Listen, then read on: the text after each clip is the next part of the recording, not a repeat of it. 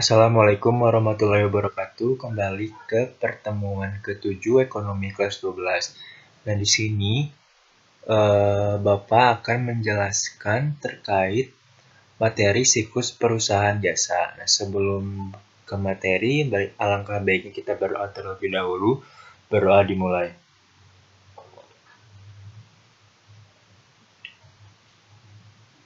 Berdoa selesai. Nah, untuk siklus perusahaan jasa itu kan kemarin sudah dijelaskan tentang alurnya kayak gimana. Nah, alur pertama itu kan transaksi, terus bukti transaksi, lalu ke jurnal umum. Nah, untuk di jurnal umum ini, sama kayak persamaan dasar akuntansi kemarin, kita menggunakan tabel kembali. Nah, tabelnya itu seperti yang kalian lihat, ada tanggal, keterangan, no akun, debit, sama kredit. Nah, kalau misalkan nomor akun ini, biasanya ada yang menggunakan nama referensi atau ref, atau juga no akun. Jadi, ini terserah kalian, tapi umumnya itu menggunakan no akun. Jadi lebih bahasanya dimengerti oleh banyak orang gitu. Kalau misalkan menggunakan no akun. Nah, kayak biasa di atasnya identitasnya ada nama perusahaan, terus di jurnal umum, lalu periodenya. Periodenya itu kayak kemarin tanggal, bulan sama tahunnya. Kalau misalkan no akun ini, ingat kembali, ini yang kemarin yang kayak 111, terus misalkan harta 100, pendapatan 400 kayak gitu ya. Ini untuk no akun ini nggak apa-apa dikosongkan terlebih dahulu, nanti diisinya bareng-bareng gitu kalau misalkan no akun ini. Nah, untuk kita coba ke contoh soalnya. Nah, contoh soalnya itu ada transaksi. Nah, transaksinya saldo yang terdapat pada awal bulan Desember 2018 pada bengkel Akbar adalah sebagai berikut. Kas 21.800.000, perlengkapan 2.500.000, peralatan 5 juta, utang usaha 1.500.000, modal tuan Akbar 27.800.000. Nah, kalau misalkan mengerjakan jurnal umum, kalian tidak usah dulu melihat ini ya.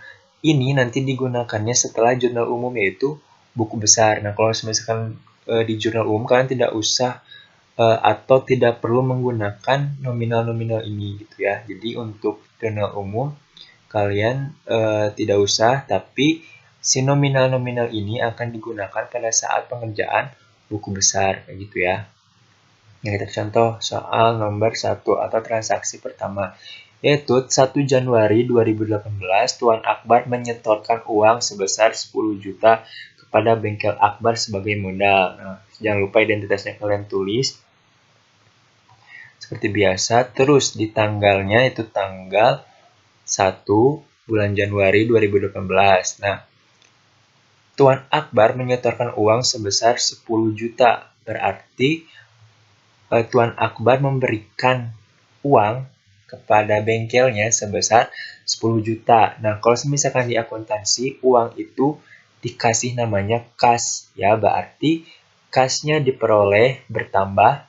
Nih, kalau misalkan debit ini berarti ditambah, kalau misalkan kredit ini berarti pengurangan, kayak gitu aja ya.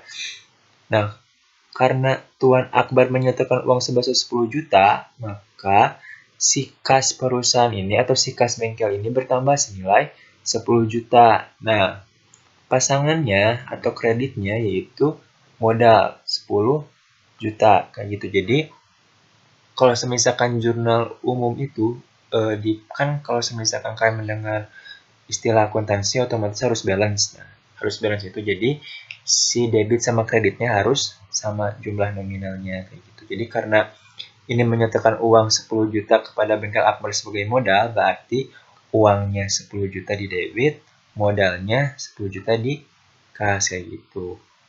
Lalu 1 Januari 2018 dibayar sewa tempat usaha sebesar 7.200.000 untuk jangka waktu 1 tahun.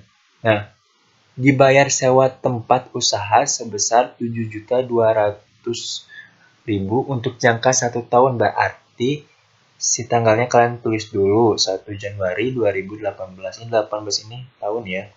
1 Januari 2018 berarti sewa yang akan dibayar. Berarti sewa dibayar di muka.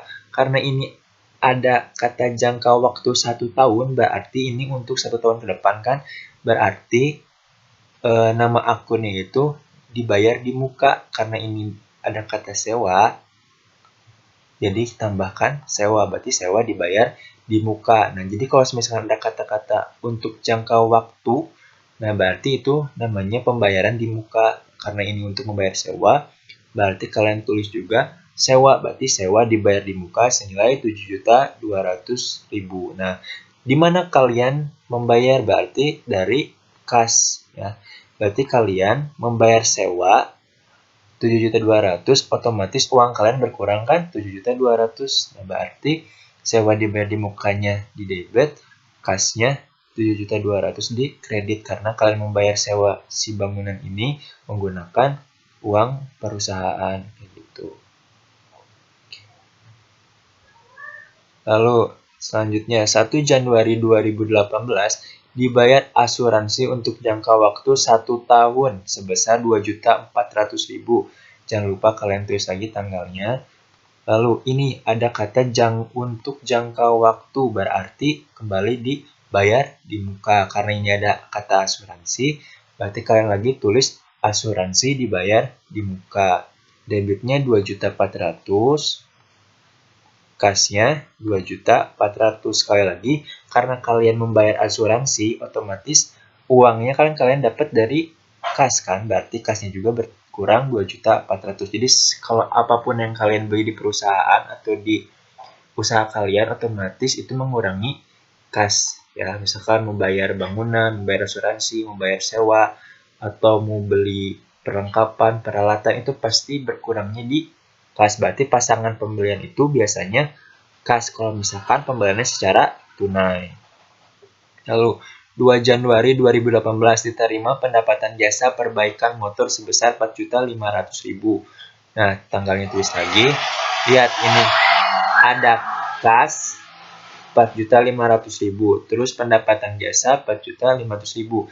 Ini kan di sini diterima pendapatan jasa, otomatis uang kita bertambah kan 4.500.000. Berarti si 4.500.000 ini karena bertambah di perusahaan, otomatis dia dapatnya di kas ya. Jadi karena perusahaan kita telah mendapatkan pendapatan, otomatis uangnya kan disimpan di kas ya.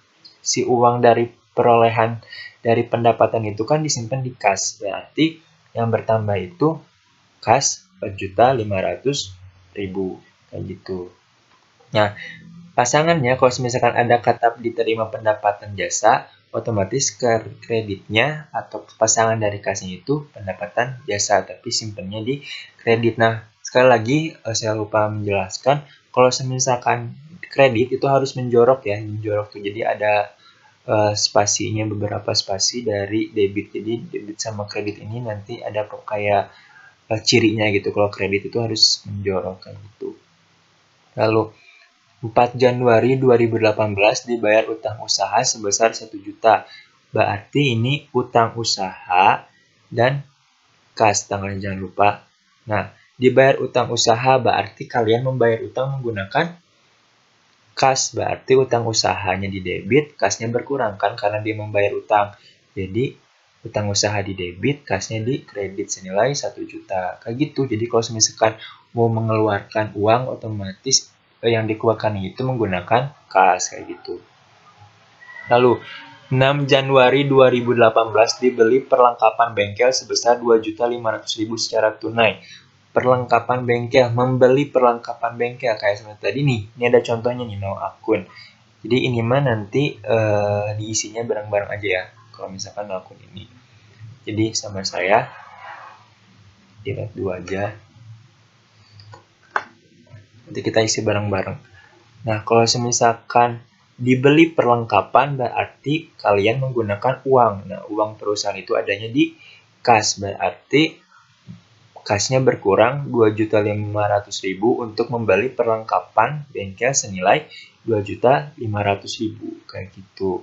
Nah, karena banyaknya transaksi yang harus dikerjakan di jurnal umum, jadi saya pada pertemuannya akan memberikan cuma misalkan 6 transaksi, 6 transaksi, 6 transaksi gitu. Jadi biar kalian lebih paham. Jadi kayak gitu. Untuk tugasnya kalian coba, ini di bawahnya ada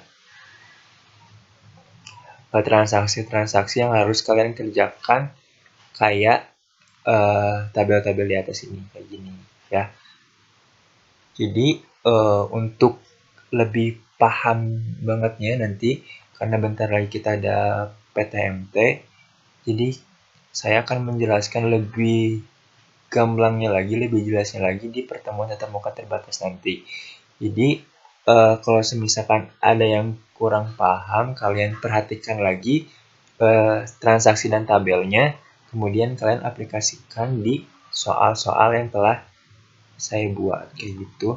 Wabillahi taufiq wa hidayah. Wassalamualaikum warahmatullahi wabarakatuh.